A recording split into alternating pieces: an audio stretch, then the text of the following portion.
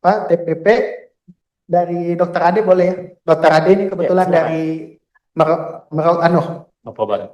Manokwari, Papua Barat. Ya, terima kasih Ketua, terima kasih pimpinan sidang. Izin Pak Charles, saya Ade Ismawan dari Papua Barat. Alhamdulillah saya di Papua Barat baru sejak tahun 81. Artinya dari lahir saya di sana, walaupun rambut saya rambut lurus, tapi semua apa yang terjadi di Papua dan tali pusat saya tertanam di Papua. Jadi teman-teman berharap banyak dari pertemuan kali ini dari teman-teman di Papua. Terkait pertanyaan Pak Charles tadi terkait dengan pemotongan insentif atau TPP, itu masih terjadi. Bahkan bukan hanya dipotong, tapi tidak dibayarkan, terutama dari pemerintah daerah.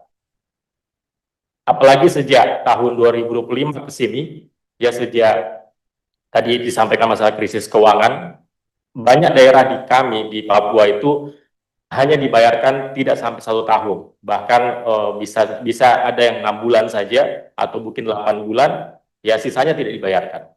Bahkan yang 2026 ini juga tidak jelas, sehingga ini banyak mengakibatkan fasilitas kesehatan, terutama puskesmas, itu tidak ada dokternya. Karena sejak kejadian 2025, teman-teman sudah tidak mau lagi bertugas tanpa ada kejelasan. Dan akhirnya apa yang dikorbankan kembali lagi adalah masyarakat.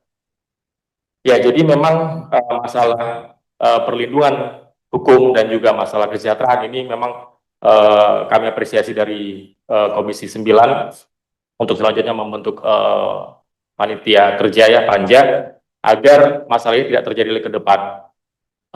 Ini tidak hanya terjadi pada teman-teman dokter umum, tapi juga spesialis. Ya, yang terdekat mungkin daerah Jayapura itu, yang kemarin juga di daerah Kabupaten Kaimana kalau tidak salah, itu mereka sampai mogok, sampai akhirnya harus mengutarakan atau berdemonstrasi di pemerintah daerah karena hak mereka yang harusnya dibayarkan tidak dibayarkan.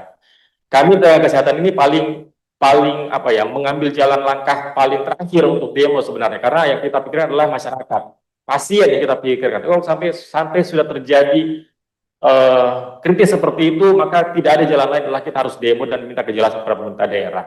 Dan kebanyakan pemerintah daerah selalu jawabannya seperti tadi Pak Charles bilang, tidak ada anggaran, tidak ada anggaran. Loh, terus kemudian yang teman-teman sudah kerjakan selama ini apa? Di mana penghargaan daerah dan negara kepada kami semua? Maka mungkin selain dari Panja tadi, mungkin kita juga perlu memikirkan bahwa negara perlu hadir langsung pada teman-teman, terutama daerah perifer, ya, agar memperhatikan atau membentuk semacam insentif. Tidak, kalau sekarang ini insentif khusus itu hanya pada spesialis, tidak untuk dokter umum. Spesialis pun itu hanya beberapa daerah, katanya 3T, tapi buktinya di beberapa kabupaten 3T tidak ada insentif untuk spesialis, tugas penugasan khusus. Contoh di Manokwari, di Fakfak Kaimana, itu Fakfak Kaimana kepulauan, ya masuk 3T, tapi tidak dapat tunjangan khusus untuk teman-teman spesialis. Sehingga ini tentu akan kembali lagi korban pelayanan pada pasien yang kita tidak harapkan. Jadi mungkin itu tambahan informasi dari kami dan harapan besar untuk kami pada Komisi 9 DPR RI. Terima kasih. Izin Bu, Ya, sedikit saja ingin pendalaman ke Dokter Ade. Boleh nggak dijelaskan ke kita gambaran penghasilan dokter yang bekerja di Fasiankes pemerintah tanpa TPP, tanpa insentif? Penghasilannya berapa? Supaya kita ada gambaran seberapa jomplangnya dokter yang bekerja di Fasiankes milik pemerintah daerah dengan yang bekerja di swasta misalnya. Ya, terima kasih. Kebetulan saya bertugas di Rumah Sakit Provinsi Papua Barat, Rumah Sakit Daerah, dan saya ASN, tapi saya di struktural. Untuk dokter umum, rata-rata gaji teman-teman di rumah sakit adalah berkisar 5 juta, itu rata-rata. Di Papua, kemudian di rumah sakit, di puskesmas itu insentif, bukan insentif istilahnya, gaji kontrak, karena di beberapa daerah atau beberapa ini untuk masalah insentif agak sensitif ya, karena mungkin nakes lain juga menuntut, itu tidak lebih dari sekitar 5-6 juta juga. Ada kabupaten yang hanya memberikan gaji kontrak hanya sekitar 4 juta, bahkan 3 juta, ada juga yang 2,5. Di rumah sakit bahkan hanya diberikan uang duduk untuk jaga IGD saja. Itu rumah sakit pemerintah. Untuk spesialis, untuk spesialis kami rata-rata di Papua itu Izin pimpinan, mumpung masih ya apa belum terlalu jauh. Uang duduk yang dimaksud apa ya dok itu? Uang jaga. semacam uang jaga gitu. Nah, itu tidak lebih dari 300.000 per kali jaga per satu shift untuk dokter umum. Dan itu teman-teman bahkan bisa jaga double shift dalam satu hari. Bisa pagi sore, bisa malam ke pagi, ya tergantung dari kondisi teman-teman yang ada di daerah tersebut. Kami pernah menangani, kebetulan saya juga ketua, waktu itu pernah menjadi ketua di cabang Manokwari. Kami pernah menemani teman-teman dokter di satu daerah, ya di RSUD Manokwari, yang dokter jaganya satu rumah sakit hanya 6 orang. Bisa dibayangkan bagaimana perputaran shiftnya dalam 6 orang itu untuk 1 bulan. Artinya mereka bisa jaga satu bulan itu mungkin setiap hari ada jaganya, bahkan satu hari bisa double jaga tadi dari jaga malam turun ke pagi lagi. Dan itu uang jaganya tidak lebih dari, kalau nggak salah waktu itu malah 175 tidak salah waktu itu. Tapi sekarang alhamdulillah sudah naik, tapi itu pun ya 300.000. Untuk dokter spesialis, banyak daerah di kami di Papua ini yang masih kesulitan mendapatkan dokter spesialis, terutama 4 dasar, penyakit dalam, obgyn, kandungan, ya, kemudian anak, ya, dan juga satu penunjang yang paling penting adalah radiologi. Itu di rata-rata di Papua, insentif untuk spesialis itu hanya berkisar 25 sampai 35. Ada beberapa daerah yang memang bisa memberikan sampai 60-70. Tapi daerah itu tidak ada rumah sakit lain. Penduduknya hanya kebanyakan masyarakat asli. Artinya apa? Tidak bisa mendapatkan penghasilan di luar daripada rumah sakit. Seperti berpraktek atau lain-lain, atau mungkin klinik swasta, atau mungkin rumah sakit swasta yang lain. Tidak ada. Sehingga daerah bisa memberikan sekitar 60. Tapi rata-rata berkisar antara 25 sampai 35.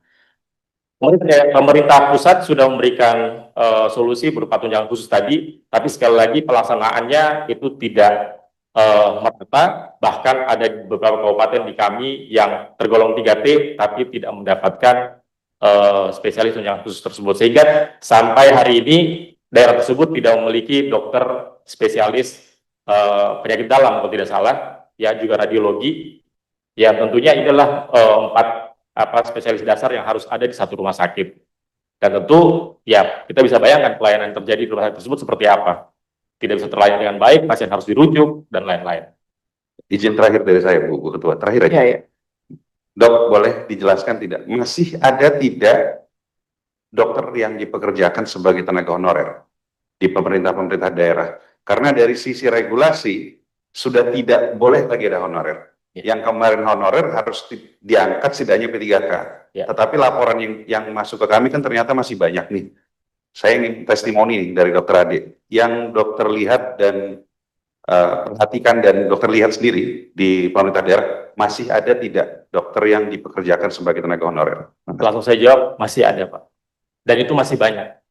Masih banyak teman-teman kami dokter umum, ya kalau dokter spesialis mungkin mereka berpikir ya untuk menjadi PNS ya, karena tadi masalah insentif, masalah keamanan, masalah kenyamanan kerja, itu banyak pertimbangan untuk spesialis. Dokter umum itu masih banyak yang juga tenaga kontrak. Di rumah sakit kami sendiri itu hanya kemarin di informasi terakhir hanya 1 yang diangkat sebagai PNS. Sisanya masih dokter kontrak atau dokter honorer lah, istilahnya seperti itu.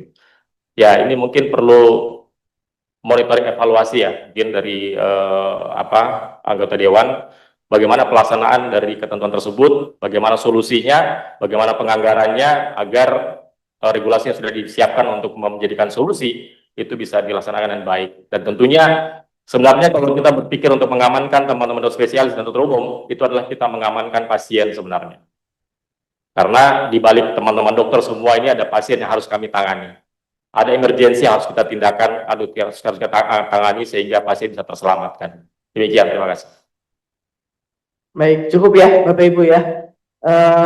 Dari Pak PDW masih ada? Cukup? Cukup ya, baik.